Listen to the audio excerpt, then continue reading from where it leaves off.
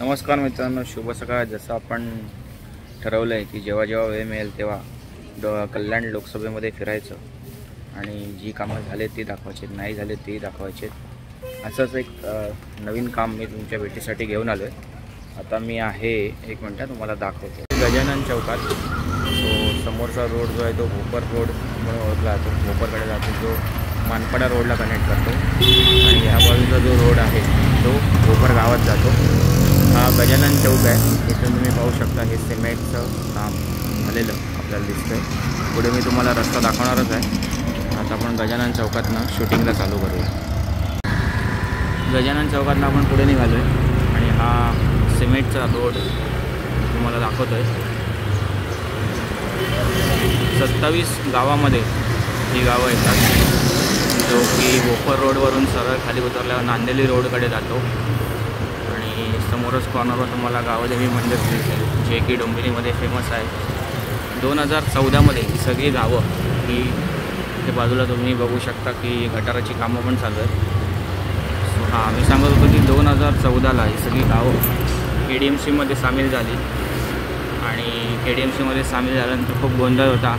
Property tax, पाणी, भरपूर प्रश्न या गावांचे होते. काही ठिकाणी कामं चालू आहेत. हे तुमचं गावदेवी मंदिर आणि हा रस्ता जो सिमेंट कॉन्क्रीटचा झाला आहे. पण 2014 नंतर आत्ता आपण 2023मध्ये आहोत. गेल्या साधारण 7 ते 8 वर्षाच्या काळात इथे बऱ्यापैकी कामं झालेलीच नाहीत असं आपण म्हणूया. पण आता इथे कामं व्हायला चालू झालेली आहेत. प्रथम हा रोड पूर्ण गडबडीत, डांबरी आणि खराब होता. आणि आता तुम्ही या रोडची अवस्था बघू शकता, पूर्णच्या पूर्ण सिमेंटचं झालेलं. तेव्हा ग्रोथ सेंटरची स्थापना करणं, हे करणं, ते करणं अशी बरीच आश्वासनं दिली गेली जेव्हा ही गावं KDMCमध्ये गेली. पण प्रत्यक्षात मात्र इथे काहीही एक पैशाचंही काम झालं नाही.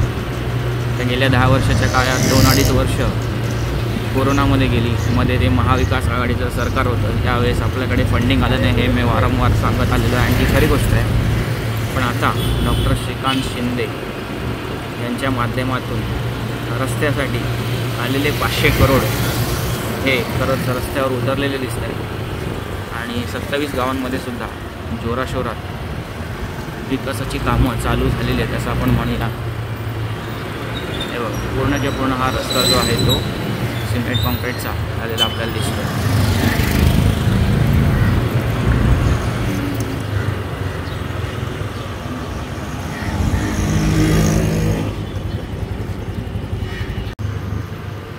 मी डोंबिवली टेकडीवरनं खाली उतरतोय. हा भाग तुम्ही पाहू शकता. हा रस्ता तर सिमेंट कॉन्क्रीटचा झालाच आहे, पण इथे दुहेरी फायदा हा झालेला आहे. तो म्हणजे इथे या रस्त्याच्या खाली पूर्णच्या पूर्ण ड्रेनेज सिस्टम, हे बघा ही जाळी दिसते. त्या जाळीमध्ये या इकडे ज्या जाळ्या लावलेल्या आहेत त्या जाळ्यांच्या खाली पूर्णच्या पूर्ण ड्रेनेज सिस्टम ही कार्यान्वित केली गेलेली आहे. आपण दर पावसाळ्याला या भागातल्या न्यूज बघतो, डोंबिवली मठाजवळ आणि नांदिवली परिसरात पाणी साचलेलं आहे. एवढं भयंकर पाणी साचत होतं की ते लोकांच्या घरात जात होतं. आणि त्याच्यावर तोडगा म्हणून यावर्षी ते पूर्णच्या पूर्ण ड्रेनेज सिस्टम ही डॉक्टर श्रीकांत शिंदे यांच्या माध्यमातून कार्यान्वित केलेली. हा आपला चौक नांदिवलीचा आणि इथे हा नांदिवलीचा मठाचा जाणारा रोड, तोही तुम्ही पाहू शकता सिमेंट कॉन्क्रीटचा पूर्ण झालेला आहे. ही जी सिस्टम कार्यान्वित केलेली आहे ड्रेनेज सिस्टम, यावर मी एक डिटेल व्हिडिओ बनवलेला आहे. त्याची लिंक मी तुम्हाला देतो, तुम्हाला हवं तर तुम्ही पाहू शकता. तर हा पूर्णच्या पूर्ण नांदिवली रोड तुम्ही पाहू शकता एक सिमेंट कॉन्क्रीटचा झालेला आहे. सरळ PNT कॉलनी जवळ आलं. हे आपलं मारुती मंदिर जे आपल्या PNT कॉलनी आणि डोंबिवलीचं श्रद्धास्थान आहे, त्याच्यासमोरील हा चौक आणि हा सिमेंटचा रोड.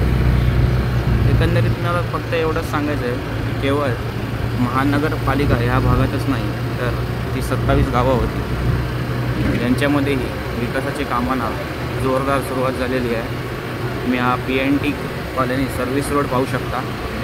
ते खूप भीषण परिस्थिती असायची पावसाळ्यात, मुख्यतः खड्डे, आणि या सगळ्यांनी इकडचे नागरिक बेजार होते.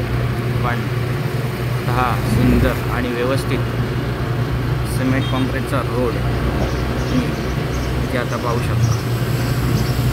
हा रोड PNT सर्व्हिस कॉलनीवरनं पुढे मानपडा रोडला जोडला जातो. त्यामुळे हा एक मुख्य रोड आहे मानपडा रोडकडे जाण्यासाठी. पूर्णच्या पूर्ण